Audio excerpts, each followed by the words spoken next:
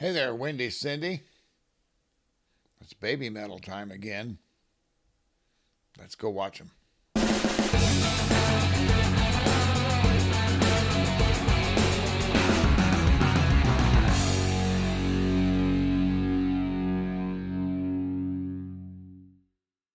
Hi there to you, my dear sister in Dallas, Texas, and everybody else who joined us. Thanks for joining us. I hope you're enjoying this series. It's been slow, but we're getting there. A couple more episodes, and then I'm going to release a thunderstorm of Babymetal music onto this channel. But I wanted to get through this first. I think I probably will start dropping some new videos later this week that are outside this series. So thank you for waiting for that. I appreciate it. But they are going to be probably the biggest part of this channel. So in the last episode, we covered the departure of Yui Metal, or Yui Mizuno, from the band, as well as the passing of Mikio Fujioka. And this brought the band into a time of change, obviously, and a bit of a limbo. And it was a limbo only from a performance standpoint, as they rearranged pieces and tried to figure out what they were going to do. And so they released another album in 2019, and we played a song from that last week called Starlight. Now, Starlight is actually the first song in a trilogy called the Trilogy of Lights. And the prevailing internet theory or actual reason behind this trilogy is that the first song, Starlight, signified the loss and the grief that was associated with it. The next song, Shine, is acceptance of that loss. And the final song, which is Arkadia, signifies a moving on to the things that are ahead of us and putting behind us the past. So I thought we would go ahead and finish the trilogy in this episode. Now, this song, Shine, as I have seen around the internet, does not get the accolades that I think it deserves. I think it's a much better song than some people think it is. All Babymetal fans love Babymetal and seem to like this song, but I don't see the kind of enthusiasm for it that you do for The One or Road of Resistance, that type of thing. And I think it belongs in that same category. It's a beautifully written song, beautifully performed song. And I hope that when I get to see Babymetal in a large venue, that I will get to see them do this. So these two songs are the second and third part of the Trilogy of Lights. And this is a live pro shot of Babymetal doing this. And I think it's a compilation because, and it may not be, but the way the camera angles work, it's hard to tell. So it may be a two-night, but it's still a great performance. It's just, now remember, Yui's gone. And you will see a replacement screamer dancer for Yui in this performance. And her name is Momoko. And we'll talk about her later in the next episode. So here we go.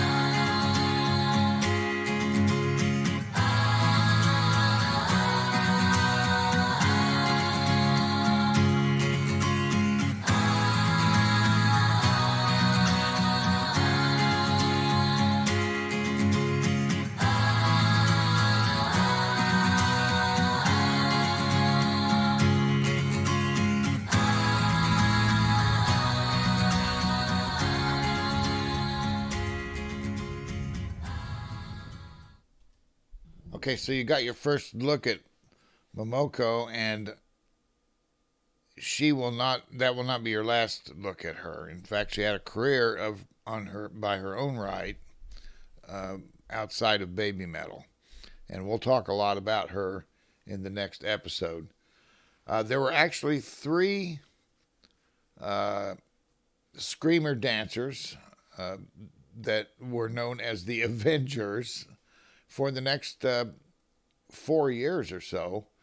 Momoko was one of them, and there were two others who I will name in the next episode as well. And so they would rotate here. I think also you noticed, and we'll talk about this in the next episode, that the Kami band were wearing masks. And there's a reason for that as well, although we're not exactly clear on that. So let's go ahead with the last song in this trilogy of lights, Arkadia. Here we go.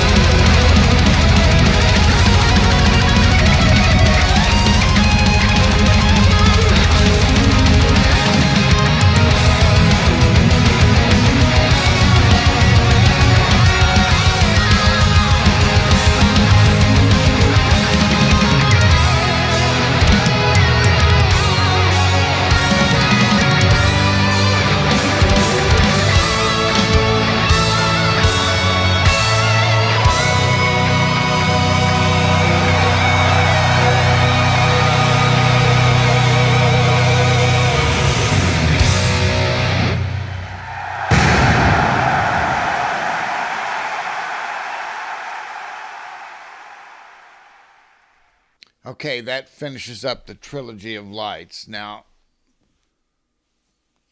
I'm going to let that finish the third album, Metal Galaxy, because that's a very eclectic album, and it's all kawaii metal, but they drew a lot of instrumentation and some influence in their songwriting from the various countries that they tour to. And so this album has a very eclectic feel to it. As you could tell, maybe even in the difference within a trilogy between Starlight to Shine to Arkadia. But I'm going to let this finish that. And that's because, as I told you, this is an extremely tip of the iceberg type series that I'm doing. I'm just trying to get you to where you kind of see the transition of Babymetal from their early days to here. But if you want to know the depth of this band, and then by all means stay with this channel, because once this series is finished, I'm going to do some deep dives on Babymetal music and performances, and we're going to tear those apart. Some of those episodes may last an hour, as I bring up, I'm going to try to bring my viewers the idea that Babymetal is apart from every other metal band that has ever existed, and why they are, because they're a Hall of Fame band that has changed metal music forever. There are other bands that do some of what Babymetal does, and there are some things that Babymetal does that other bands do. But there is no band like Babymetal, period. Even other kawaii metal bands are nothing like Babymetal. They try to be. You can see it in some of these bands. But this band has spawned more tribute bands than you can count.